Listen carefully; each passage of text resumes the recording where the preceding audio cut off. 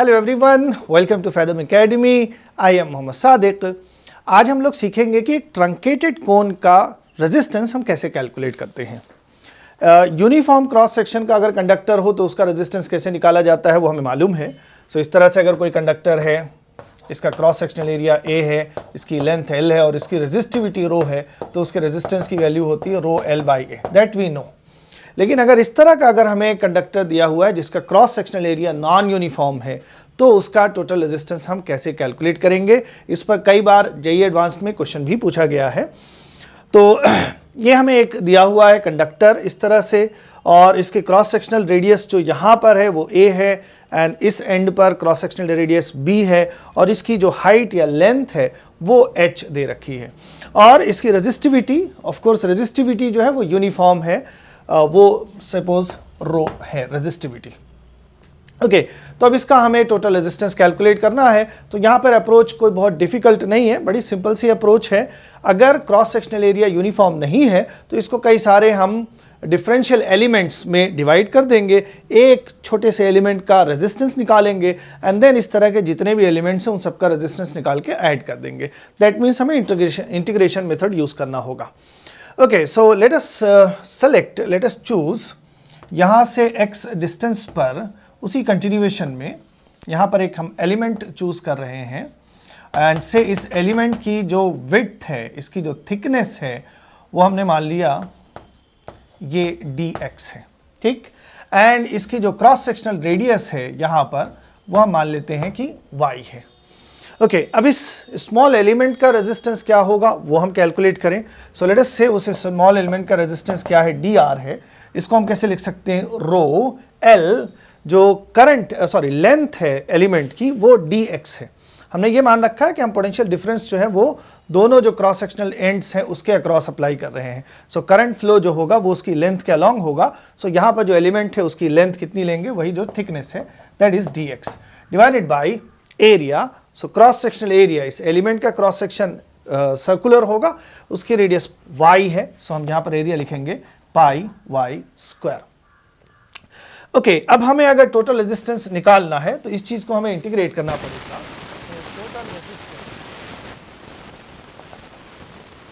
Total resistance R would be integration rho dx upon pi y square. इस तरह से हमें करना पड़ेगा। बट यहाँ पे प्रॉब्लम ये है कि हमारा जो इंटीग्रेशन है इसमें दो अलग अलग वेरिएबल्स हैं। तो जितना जो जिस लेवल का इंटीग्रेशन हम यहाँ पे करते हैं 12th में, वो उस अप्रोच से नहीं हो पाएगा। सो हमें यहाँ पर किसी एक को दूसरे के टर्म में कन्वर्ट करना होगा। Either x into y in terms of y लिखना है हमें, या फिर y in terms of x लिखना है। Okay, so we will have to find some relation between x and y so that dx, और या फिर उसकी जगह पे y क्या लिखना है वो हम देख सकते हैं। ओके, सो यहाँ पर हम देख सकते हैं कि अगर ये जो इसकी एक्सिस है, इसकी एक्सिस के पैरेलल एक लाइन यहाँ से हम ड्रॉ करें, और ये लाइन जो है उसकी जो स्लैंट हाइट है उससे थीटा एंगल बना रही है, तो इस एंगल का tan अगर हम लिखें तो यहाँ पर जो हाइट होगी वो होगी b minus A, and height या फिर परपेंडिकुलर, एंड जो बेस होगा वो हो जाएगा हमारा h। सेम tan थीटा अगर हम यहाँ से लिखना चाहें तो यहाँ पर जो परपेंडिकुलर होगा that will be y minus A divided by base length is x, ठीक। सो यहां से हमें दिख रहा है कि x और y में हमें कोई रिलेशन मिल सकता है। Okay, so we can right,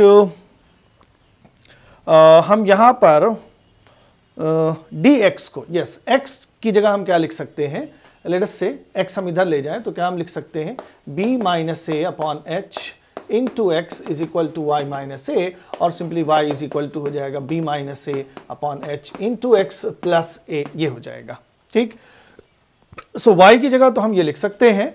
further हमें y को ऐसे ही रखना है, हम dx हमें चाहिए, हमें dx को रिप्लेस करना है। सो dx को रिप्लेस करने के लिए हम इस पर डिफरेंशियल ऑपरेट करेंगे। सो डिफरेंशियल अगर हमने ऑपरेट किया, दिस बिकम्स dy, ये चीज पूरी कांस्टेंट है, ये कोफिशिएंट ऐसे ही रहेगा, एंड यहां पर जो x है इसकी जगह हो जाएगा ये dx, ये चीज कांस्टेंट है, उस पर डिफरेंशियल ऑपरेट करेंगे वो 0 हो जाएगा। दैट मीन्स dx की जगह पर हम क्या लिख सकते हैं, h अपॉन b माइनस ए टाइम्स dy, ये हम लिख सकते हैं। सो अब हम अगर dx को रिप्लेस कर दें इस तरह से तो हमारा जो इंटीग्रेशन है वो सिर्फ y में कन्वर्ट हो जाएगा। So now let us calculate total resistance r।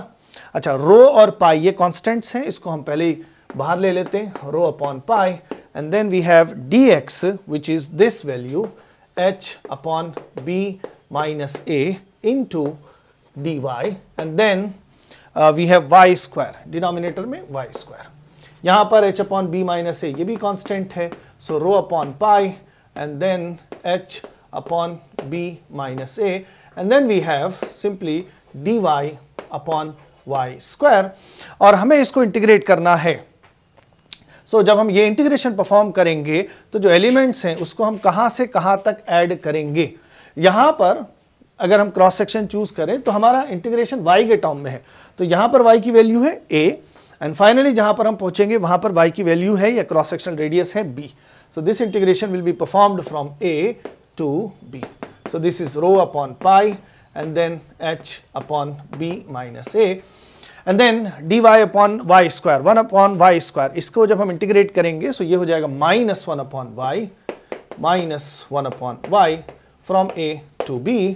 So this is rho upon pi h upon b minus a, and then हम यहाँ पर लिमिट्स अगर हम रखें सो क्या हो जाएगा, 1 अपॉन बी माइनस 1 अपॉन ए होगा, बट ये माइनस साइन लगा हुआ है पहले से, so this would be 1 upon a minus 1 upon b हो जाएगा। So finally this is rho upon pi h upon B minus A, and then we have b minus A upon a b. So b minus ए ये हम देख सकते हैं यहाँ से cancel हो जा रहा है, एंड देन हमारे पास क्या आ रहा है, r is equal to rho h upon pi and then just A B.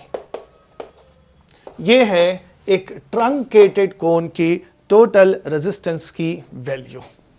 Okay, so ये इस तरह का जो कोन होता है इस पर कई बार ये क्वेश्चंस आते हैं। सो नेक्स्ट वीडियो में हम आपके साथ इसका जो एप्लीकेशन होगा वो डिस्कस करेंगे। Thank you so much.